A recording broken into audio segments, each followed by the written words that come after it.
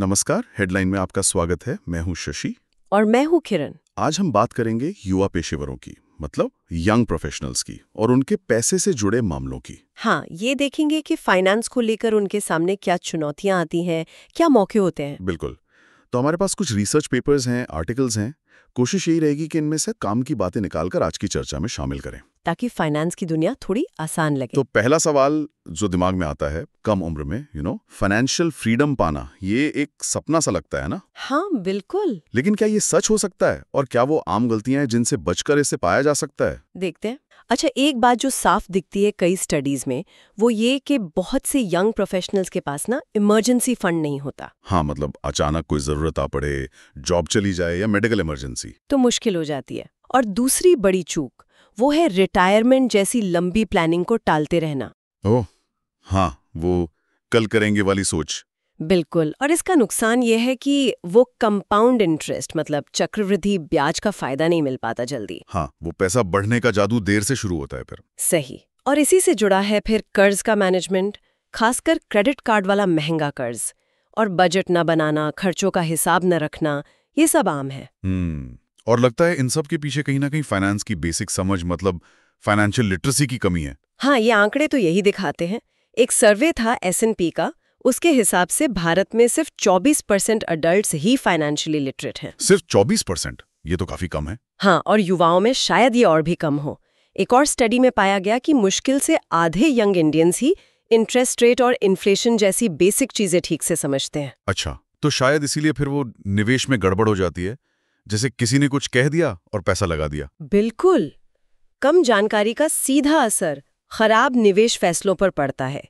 लोग mutual fund क्या है, इक्विटी कैसे काम करती है, ये सब समझे बिना ही कूद पड़ते हैं। हाँ, जबकि जिन युवाओं की समझ बेहतर होती है वो ज्यादा सोच समझकर अलग अलग जगहों पर और लंबी अवधि के लिए निवेश करते पाए गए। अब आते हैं कर्ज पर। हाँ, स्टूडेंट लोन आजकल बहुत कॉमन है। इसका जिंदगी के बड़े फैसलों पर क्या असर पड़ता है? ये बोझ कैसा होता है? देखिए, कर्ज ना एक तरह से दो धारी तलवार है। हाँ। ये आपको मौके देता है, जैसे अच्छी शिक्षा का, पर ये जिंदगी के जो बड़े पड़ाव हैं उनमें देरी भी ला सकता है। रिसर्च बताती है कि स्टूडेंट लोन और दूसरे कंज्यूमर लोन दोनों का संबंध पेरेंटहुड में देरी से है, मतलब बच्चे पैदा करने का फैसला टालना। ओह, स्टूडेंट लोन का असर ज्यादा है इसमें? हाँ, स्टूडेंट लोन का असर ज्यादा मजबूत देखा गया है। कुछ मामलों में तो ये शादी में देरी से भी जुड़ा पाया गया है। बाप रे। और मानसिक सेहत पर भी असर होता होगा? बिल्कुल, खासकर क्रेडिट कार्ड का कर्ज। और एक बात और है, जिन लोगों ने लोन लिया लेकिन डिग्री पूरी नहीं की, उनमें फाइनेंशियल दिक्कतें और डिप्रेशन ज्यादा रिपोर्ट होता है। ये तो काफी सीरियस बात है। मतलब कर्ज का जाल वाकई कई सपनों पर ब्रेक लगा सकता है। हाँ। तो ऐसे में लोग शायद सोचते होंगे कि क्या कोई तेज रास्ता है फाइनेंशियल आजादी का, और यहीं पर वो फायर वाला कॉन्सेप्ट आता है ना, फाइनेंशियल इंडिपेंडेंस, रिटायर अर्ली। हाँ, फायर मोमेंट। इसका फंडा यही है कि अपनी कमाई का बहुत बड़ा हिस्सा, मतलब 50% या उससे भी ज्यादा बचाओ और उसे इन्वेस्ट करो, ताकि जल्दी रिटायर हो सको। हाँ, ताकि ट्रेडिशनल रिटायरमेंट एज से बहुत पहले आप आर्थिक रूप से आजाद हो जाएं। यह आइडिया कुछ किताबों और ब्लॉग्स से पॉपुलर हुआ है। इसके भी अलग अलग फ्लेवर हैं शायद, लीन फायर, फैट फायर। बिल्कुल, लीन फायर मतलब कम खर्चे में आज़ादी, फैट फायर मतलब अच्छा लाइफस्टाइल मेंटेन करते हुए, फिर कोस्ट फायर है, बरिस्टा फायर है। पर इसकी आलोचना भी होती है। एक तो ये कि जिनकी इनकम कम है उनके लिए ये बहुत मुश्किल है। सही बात है। दूसरा, वो सेफ विड्रॉल रेट पर भी सवाल है। मतलब रिटायरमेंट के बाद आप कितना पैसा हर साल निकाल सकते हैं बिना डरे कि पैसा खत्म हो जाएगा। सही बात है। वो 4% वाला रूल शायद अब उतना सेफ ना हो। काफी सोचने वाली बातें हैं। तो इतनी सारी चुनौतियां और आइडियाज के बीच क्या ये फाइनेंशियल एजुकेशन, मतलब पैसे के बारे में सीखना, सच में काम करता है? इसका जवाब काफी क्लियर है, हाँ करता है। हाल ही में एक बड़ी स्टडी हुई जिसने 76 अलग अलग स्टडीज को एनालाइज किया। ओके। और उससे पता चला कि फाइनेंशियल एजुकेशन से लोगों की जानकारी और उनके फाइनेंशियल बिहेवियर दोनों में सुधार आता है।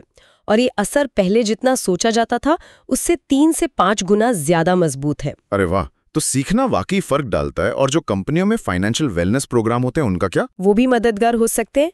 एक स्टडी में पाया गया कि ऐसे प्रोग्राम से कर्मचारियों का फाइनेंशियल ज्ञान और कॉन्फिडेंस दोनों बढ़ा। अच्छा। हालांकि एक दिलचस्प बात ये भी थी कि अपने फाइनेंस के बारे में बात करने को लेकर उनकी चिंता भी थोड़ी बढ़ी। शायद इसलिए कि वो अपनी सिचुएशन को लेकर ज्यादा जागरूक हो गए। ये भी हो सकता है। तो कुल मिलाकर आज की बातचीत से ये तो साफ है कि यंग प्रोफेशनल्स के लिए बजट बनाना, जल्दी सेविंग शुरू करना, कर्ज को समझना और संभालना और फाइनेंस की जानकारी बढ़ाना ये सब कितना जरूरी है। हाँ, और ये भी कि कर्ज आपकी लाइफ के बड़े फैसलों पर असर डाल सकता है, जबकि फायर जैसे मूवमेंट नए रास्ते दिखाते हैं। पर सबसे ज़रूरी बात शायद यही है कि फाइनेंशियल एजुकेशन वाकई मायने रखती है और पॉजिटिव बदलाव ला सकती है। बिल्कुल सही कहा। देखिए, ये जानना कि शिक्षा असरदार है ये तो एक बात हुई, पर उस जानकारी को असल जिंदगी में अपनी आदतों में उतारना वो असली चुनौती है। हाँ, वो करना ही सबसे मुश्किल है। तो अब सोचने वाली बात यह है, जो हमारे श्रोताओं के लिए भी है, इन सब बातों को जानने के बाद अपनी फाइनेंशियल हेल्थ सुधारने के लिए आज ही वो कौन सा एक छोटा ठोस कदम उठाया जा सकता है जो सिर्फ जानकारी इकट्ठा करने से आगे जाए।